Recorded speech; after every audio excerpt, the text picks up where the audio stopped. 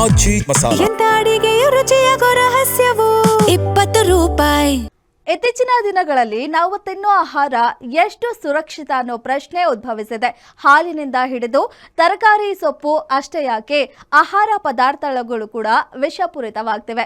ಇತ್ತೀಚೆಗೆ ಆಹಾರ ಸುರಕ್ಷತಾ ಇಲಾಖೆ ಅಧಿಕಾರಿಗಳ ದಾಳಿ ಕಹಿ ಸತ್ಯವನ್ನ ಬಯಲು ಮಾಡಿತ್ತು. ಇದರ ಬೆನ್ನಲ್ಲೇ ಪನ್ನೀರ್ ಕೂಡ ಡೇಂಜರ್ ಅನ್ನೋ ಮಾಹಿತಿ ಹೊರಬಿದ್ದಿದೆ. ರಾಜ್ಯದಲ್ಲಿ ವರ್ಷದ ಕಾಲ ಕೃತಕ ಪನ್ನೀರ್ ಬ್ಯಾನ್. ನಿಯಮ ಮೀರಿ ಮಾರಾಟ ಮಾಡಿದ್ರೆ ಕಠಿಣ ಕ್ರಮ ಫಿಕ್ಸ್. ನೆರೆಯ ಮಹಾರಾಷ್ಟ್ರದಲ್ಲಿ ಕಳೆದ ಕೆಲ ತಿಂಗಳ ಹಿಂದೆ ಅನಲಾಗ್ ಅಂದರೆ ಕೃತಕವಾಗಿ ಸಿದ್ಧಪಡಿಸಿದ ಪನ್ನೀರ್ ಮಾರಾಟ ಮಾಡ್ತಿರೋದು ಪತ್ತೆಯಾಗಿತ್ತು. ಪ್ರಾಣಿಗಳ ಮಾಂಸದಿಂದ ವನಸ್ಪತಿ ಎಣ್ಣೆ ಸೇರಿದಂತೆ ವಿವಿಧ ಪದಾರ್ಥಗಳನ್ನು ಬಳಸಿ ಸಿದ್ಧಪಡಿಸಿರೋ ಪನ್ನೀರ್ ಮಹಾರಾಷ್ಟ್ರದಲ್ಲಿ ಸಿಕ್ಕಿಬಿದ್ದಿತ್ತು. ಮನುಷ್ಯನ ಆರೋಗ್ಯದ ಮೇಲೆ ದುಷ್ಪರಿಣಾಮ ಬೀರೋ ಇಂತಹ ಕೃತಕ ಪನ್ನೀರ್ಗೆ ಆ ರಾಜ್ಯದಲ್ಲಿ ನಿಷೇಧ ಹೇರಲಾಗಿತ್ತು.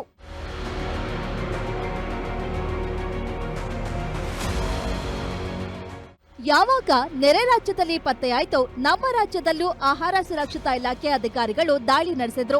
ಈ ವೇಳೆ ಯಾವುದೇ ಕೃತಕ ಪನ್ನೀರ್ ಪತ್ತೆಯಾಗಲಿಲ್ಲ. ಹಾಲು ಹಾಗೂ ಹಾಲಿನ ಉತ್ಪನ್ನದಿಂದ ಸಿದ್ಧಪಡಿಸಿದ ಪನ್ನೀರ್ ಮಾತ್ರ ಲಭ್ಯವಾಗಿತ್ತು.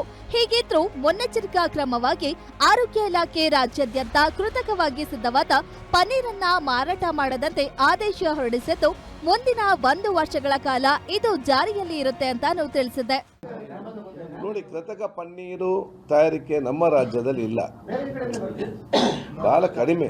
ಎಲ್ಲಿ ಪನ್ನೀರ್ಗೆ ವೆಜಿಟೇರಿಯನ್ ಅಲ್ಲಿ ಜಾಸ್ತಿ ಡಿಮಾಂಡ್ ಇರ್ತದೆ, ಮಹಾರಾಷ್ಟ್ರ, ರಾಜಸ್ಥಾನ್, ಗುಜರಾತ್, ಇಲ್ಲಿ ಅದು ವ್ಯಾಪಕವಾಗಿ ಇರುವಂಥದ್ದು.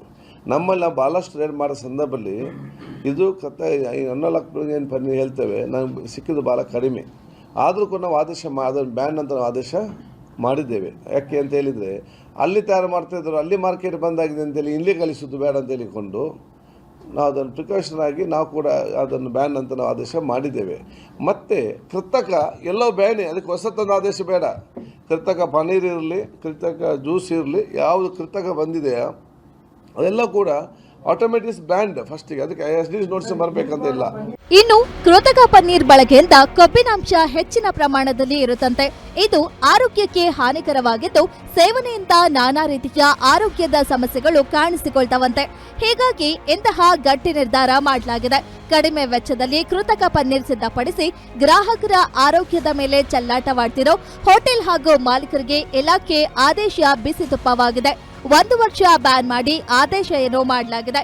ಆದ್ರೆ ಇದನ್ನ ಮಾನಿಟರ್ ಮಾಡೋದೇ ಇಲಾಖೆಗೆ ದೊಡ್ಡ ತಲೆನೋವಾಗಿದ್ದು, ಇದನ್ನ ಹೇಗೆ ನಿಭಾಯಿಸುತ್ತೆ ಅನ್ನೋದೇ ಯಕ್ಷ ಪ್ರಶ್ನೆ. Ullas S Kiruvase, guarantee news, Bengaluru.